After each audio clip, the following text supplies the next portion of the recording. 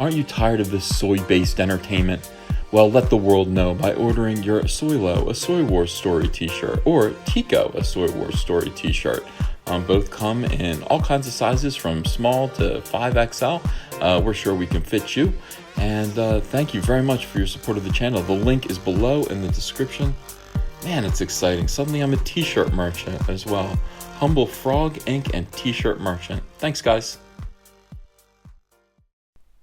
Got this Resistance transport pod from Lego, mostly just because it had Rose Tico in it, and I've decided to put it together here. I was just going to pull Rose Tico out and then just throw the Legos away, but that would upset too many people, so I did spend the morning putting this thing together. I haven't done this since Hunter was home.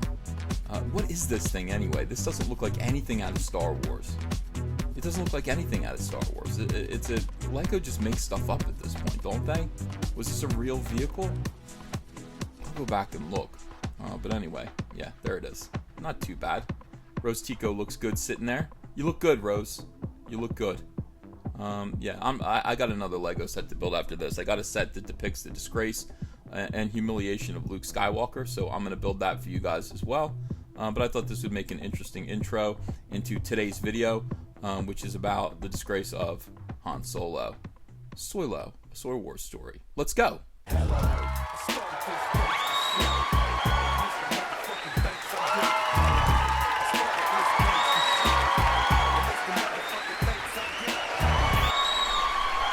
Hey, thank you very much. Thank you, everyone. Welcome to Comic Artist Pro Secrets. I am Ethan Van Sciver. I'm your host. I'm a comic book artist. You know, I've been a comic book artist for a quarter of a century, not a quarter of a decade. That fell out of my mouth yesterday. That's what happens. Like, you know, when you wake up early in the morning, you stumble downstairs, you're making your video, and you say quarter of a decade. That's 2.5 years. If I were just a comic book artist for 2.5 years, who would care what I had to say? But no, 25 years. And I'm also a great big Star Wars fan, which makes me troubled. It troubles me to see that only 44% of the population of planet Earth want to see SOYLO, a Star Wars story. 44%. That's 44%, I hasten to add, of people who responded to this poll. Now, the other 56%, despite what some of you in academia say, despite what some of you mathematicians say, who criticize my numbers, you say you criticize my ability to understand polling and data, and you say that's not what this means, Ethan. This doesn't represent an entire sample of planet Earth. To me, it does. It definitely does. 56% of the population of planet Earth is not going to see SOYLO, a Soy Wars story. They're going to stay home with us and yeah, and laugh. Maybe they'll go see Deadpool 2 again. I don't really know, but they're going to wait for the numbers to come in. And so far the numbers aren't good. I mean, 71% of all of the reviews that have come in are positive. The other 29% are basically people spitting on the sidewalk.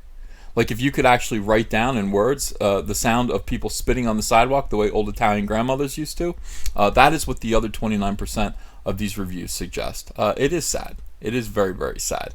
Top critics, however, 67%, even lower. Even lower. So there are a couple of hacks in here that are raising up the tomato meter a little bit. Few hacks giving 4 extra padded points onto the score, but it's 67%, which is pretty much a failing grade. It is now 8 points away from being a, permanent just. That is what we are getting near right now. Now, the movie opens in just 5 days. Now, I'm going to get to see it in 4 days. That means this week I'm going to be in training. I'm going to be in Star Wars training. I'm going to be doing a lot of videos. I'm going to be showing you a lot of things to get you pumped up about things about Star Wars that are good.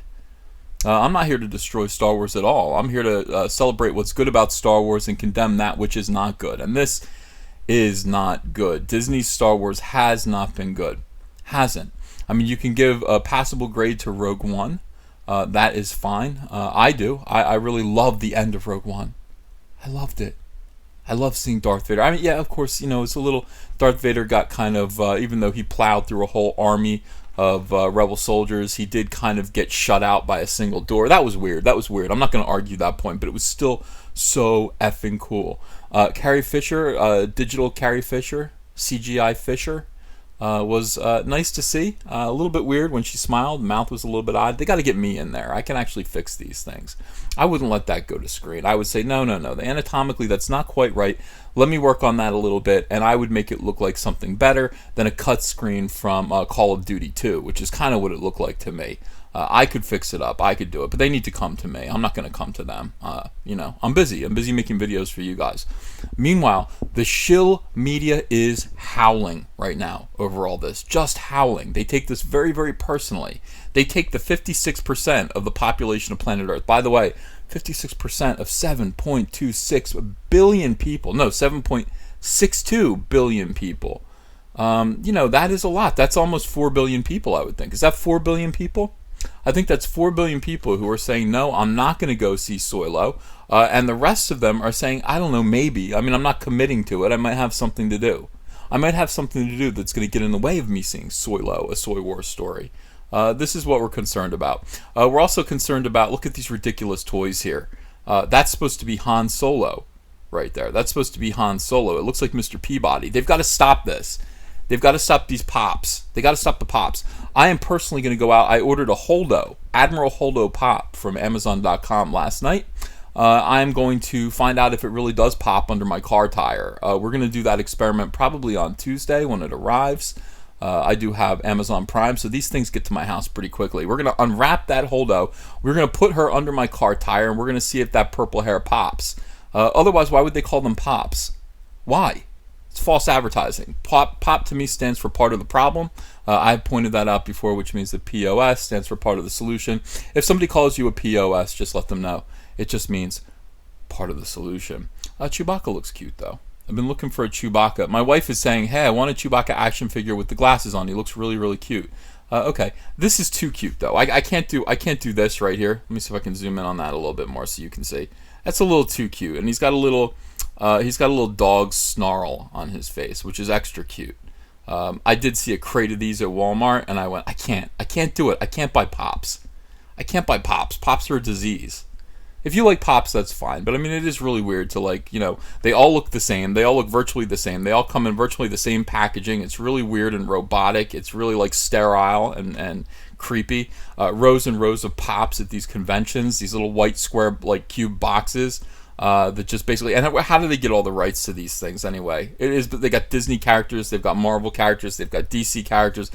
It is inappropriate. It's inappropriate. I mean, they even make Breaking Bad Pops. It's like, hey, let's take the ugliest things in the world and try to make them cute. I'm not for it. I'm not for it at all. This is a sickness that's going on in our society. We see it every single day. We see it with Thundercats Roar right now. It's sick. Why would you take Thundercats?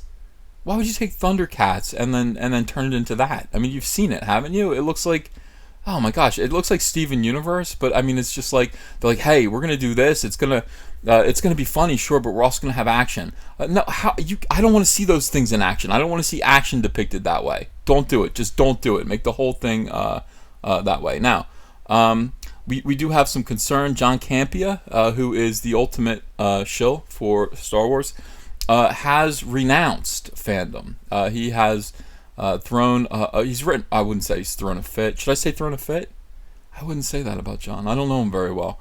But he did write a long essay condemning fandom and saying that it's more toxic in Star Wars now than ever before. And what does he blame? I don't know what he blames, but he's wrong. In all these, he says, hey, we've watched this go on in comic books. We've watched it go on in video games. Now we're watching it go on in Star Wars. This community is divided, and it breaks my heart. Sir, the one common element here is social justice warriors, the invasion of social justice warriors. Some people will sit back and accept it. Some people like it. Some people are cucks. The rest of us are not cucks. The rest of us recognize what is happening, and we are going to fight it. We're going to fight it this way. We're going to fight it that way. We're going to fight it every which way. I'm going to fight it with my YouTube channel. I got my boys with me, backing me up. We're all going to talk about this and point it out. And if you want to cry about it and pretend that this is the end of the world, it's not. It's not the end of the world. I mean, we will sit there and point at you and I guess chuckle. You could join the fight.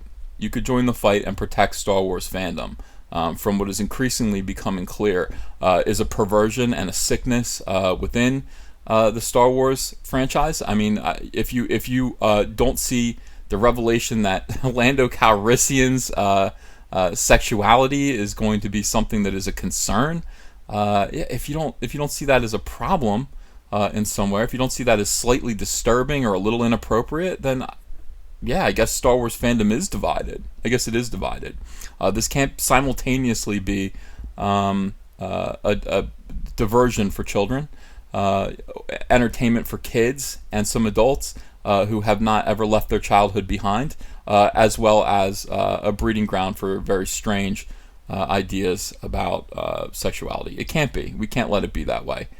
So yeah, that is what's going on right now. You don't have to be upset. We can get together. We can talk about it. Unless your concern is entirely monetary, unless it's entirely about shilling for a company, receiving favors and benefits in exchange for just constantly being a cheerleader for their bad ideas. None of us want to be a cheerleader for their bad ideas anymore. We don't want to. Instead, we are going to focus on what's great about Star Wars, and that is the original trilogy, some of the prequels. I'm going to say Rogue One. I'm going to say this about Rogue One. Rogue One is a slight glimmer of hope that Disney is capable of doing Star Wars in it decently. We'll see. Time will tell about SOYLO, a Soy Wars story. It has been a joy for me to chronicle the making of this film. Indeed, I've never gone this in depth and read all of the Star Wars Shield news articles before in anticipation of a new Star Wars film. I look forward to doing it again for Star Wars Episode 9. Nothing will go unnoticed by us. Nothing. We're going to point and laugh at everything. At everything. And if that makes you uncomfortable, if that makes you sad, I don't know what to tell you. I don't know what to tell you. Stop making movies about Lando Calrissian wanting to fuck his robots. That's it. That's it. I think that'll go a long way towards bringing fandom back together. Stop making movies that embarrass and disgrace George Lucas's original cast, the original cast of characters. We've already had the utter disgrace of Han Solo in A Force Awakens. That was humiliating. We had the really degrading disgrace of Luke Skywalker in The Last Jedi. That was bad. Carrie Fisher was obviously on the chopping block next, but thank goodness Episode 9 is not going to be able to disgrace her. She's probably going to be replaced on the disgrace chopping block by somebody like Yoda. I imagine, all these rumors about Yoda, they're going to do something to embarrass little Yoda. And then we wondered what was going to happen with SOYLO. Who are they going to disgrace in SOYLO, a Star Wars story? Who's left? Oh, Lando. God. Of course. So we got to disgrace and embarrass and humiliate and degrade Lando Calrissian next. If you don't feel the same way, I mean, that is okay. I mean, that is absolutely okay. But don't cry about it when other people are noticing. We are noticing. We're noticing. And that is what we're going to be talking about all this week. That's what we're going to be talking about all this year leading into Star Wars Episode 9. We got a big war ahead of us. We got a big fight ahead of us for the soul of George Lucas's Star Wars. And George Lucas has taken his money and he's stepped aside, and I don't blame him.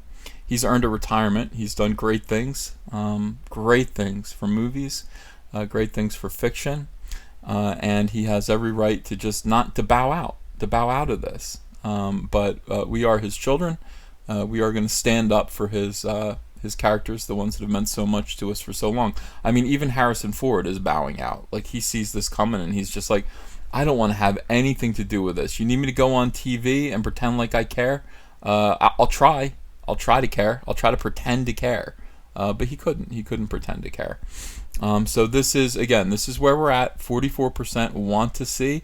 That has declined 5 entire points since the last time we looked at it yesterday. It'll continue to decline. It'll continue to decline, and some people will continue to complain about it. Will this movie make money?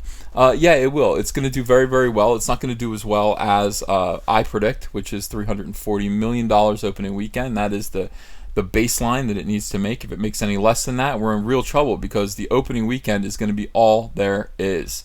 Opening weekend is going to be their chance to recoup some of the money that Ron Howard probably overspent. And then in week 2, it's going to sink. It is not going to be the number 1 box office hit in week 2. And I'll tell you something, it's going to be a close fight between Solo and Deadpool 2 this coming weekend. on its opening weekend. It's going to be a very, very close fight. I would worry about it. So look, this is what we're doing. We're just keeping an eye on everything. We're going to fight. We're going to make ourselves known. This is silly. Critics' consensus: a flawed yet fun and fast-paced space adventure. That is not going to stand the test of time. We need Star Wars movies to be worthy of canonical inclusion. They need to last decades. They need to be classics. And if they're not classics, what are you making? If you're not making a movie that can be watched 30 years later, like Empire Strikes Back, what are you doing? What exactly are you doing? Stop it. Just don't do it. Get somebody who's capable of making a film, a Star Wars film, that will last the test of time. Of course. And why won't Disney ask these directors? Why? Why does Disney only go to these kind of roundheads, these goofballs like Rian Johnson? Why? Why? And then they screw up, and then you have to bring in Ron Howard. Why? Why not go to real great directors? Like terrific science fiction directors to come in and make Star Wars art again, to make it fun, make it cool, make it something that you'll be thinking about and pondering for years and years after it comes out. Why make popcorn fluff just because you can? Have you subscribed? Have you clicked like? Click the thumbs up if you like this video. Subscribe. Check to see if you're still subscribed. Lately, YouTube is unsubscribing people without their permission. Damn you, YouTube. That's not right at all. So just make sure that you're still subscribed. Click the bell for notifications about live chats. We're going to be doing live chats maybe twice daily this week. I let my wife know. We're doing lots of live chats. We have a lot to talk about. So we're going to be doing live chats. You want to come to those. And also, thanks for donating to my Patreon. We're getting a lot of Patreon donors this week. It's pretty nice. And also, thanks to everyone who shares these videos. Thanks to people who attend the live streams and donate super chats. All of this is very much appreciated. And let's keep growing. We're at 43,000 subscribers right now. 43,000, Alden Ehrenreich. Third Ehrenreich, 43,000. That's a lot. Boom. All right, guys.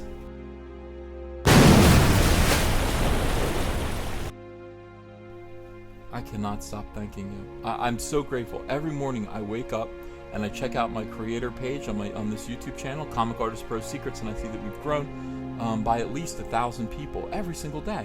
And that's all down to you liking these videos, sharing these videos, participating, being active, coming to the live streams, donating to the Patreon, donating to the super chats.